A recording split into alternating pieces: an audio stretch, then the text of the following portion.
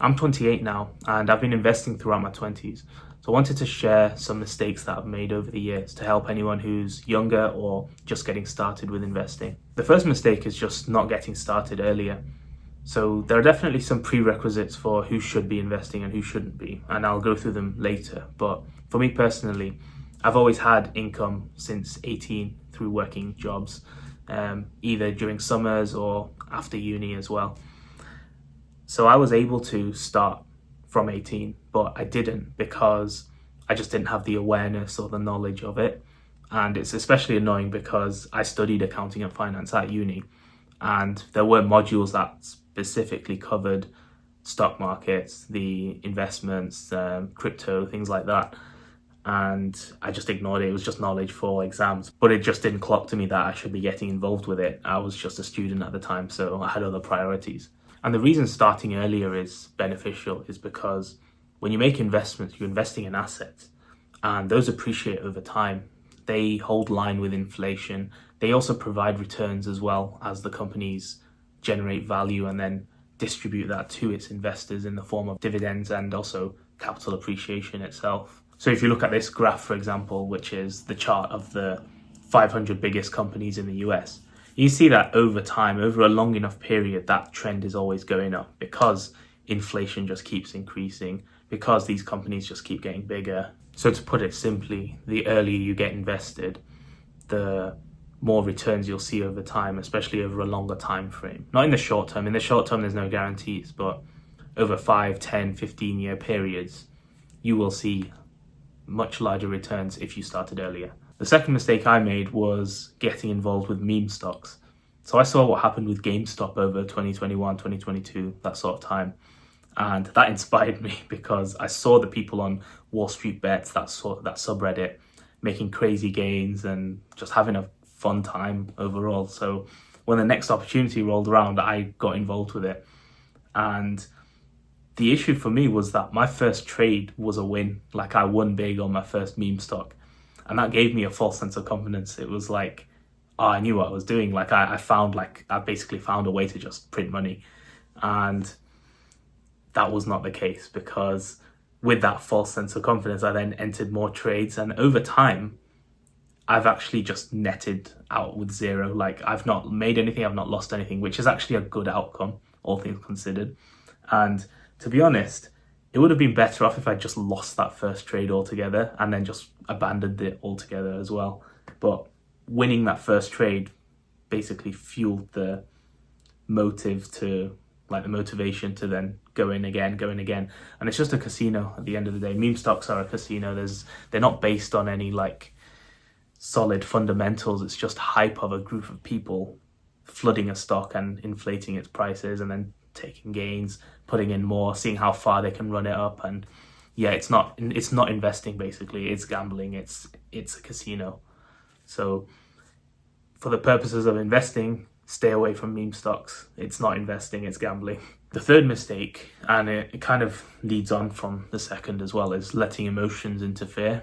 And this one specifically, making investment decisions in a bad state of mind. So I remember once sitting on the toilet before work and just hating the fact that I have to work this job and investments take decades, compound interest takes decades to like pay you properly. And I just thought that it wasn't worth it, basically. Like, it's not worth the trade-off of all that time for these results.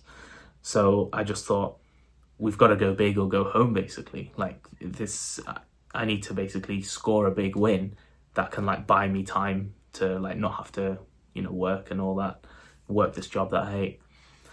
And in that moment, specifically in that moment, I took like a big chunk of my portfolio. I think it was about 40% or something like that. Took it out of a really safe index fund, which I can talk about later, about the different types of funds or whatever. But took it out of that and put it into like a highly speculative investment with the idea that if it works, it works, but it's not worth me staying in these safe funds where the returns will take forever to basically be of any meaning. And that was an act of desperation, essentially. It was me saying, I want a way out of this situation and this is the way I'm going to go about it, which is just not the right way at all. And that one specific trade, I still have it in my investments today, and it tanked 90%. soon after that decision.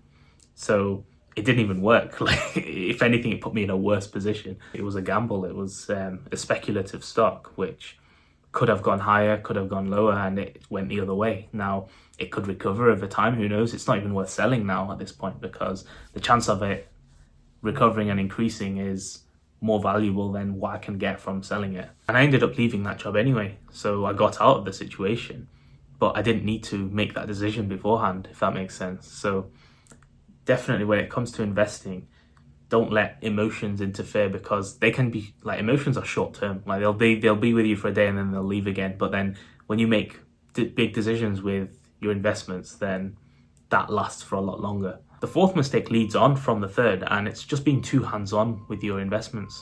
Like, the best way of investing is to just pick one way and just stick at it. Like, don't even think about it. This is the same conclusion that most personal finance experts come to. But for some reason, when we all get involved, we think we're like geniuses, like we can pick the right ones, like our choices are going to be better, like we're going to be the one to get a higher return than the S&P 500. And like, I feel like it's some sort of main character syndrome event where you feel like you're finally taking charge of your financial future, and you feel really proud of that. So you think that you know better than just following the market indexes, and you can be like better than whatever Wall Street executives and whatnot. The bulk of your investments should just be in an index. I'm just going to say it. Like, that's the biggest thing I've learned from this whole journey.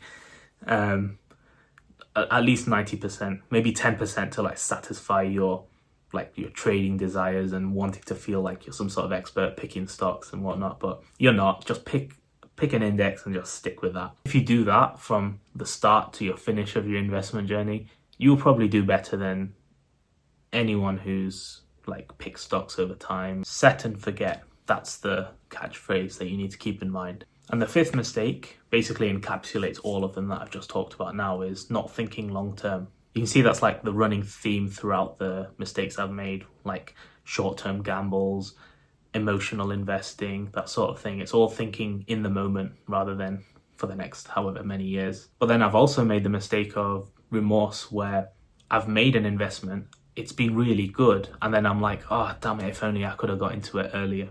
So I'm seeing this the most with Nvidia, for example. So Nvidia now is sitting at around $180. I bought it at $90, but I was aware of it from when it was at like $20. So if you make the comparison of what my gains would be had I invested when I first thought about it compared to now, that kind of pisses me off a little bit. But then the mistake here is to think in the short term and think that, well, Nvidia is a great investment, it's not going anywhere. In another 10 years or whatever, people will be like kicking themselves they didn't buy it at $200 or something like that. So that's what I mean by thinking long term, because technically I'm still early. So yeah, you shouldn't beat yourself up over missed gains. Everyone's an expert in hindsight.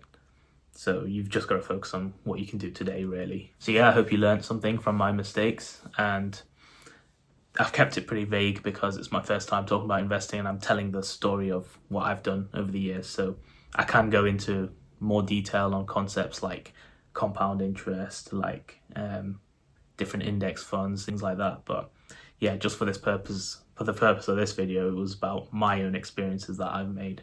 So I hope you enjoyed. Please subscribe.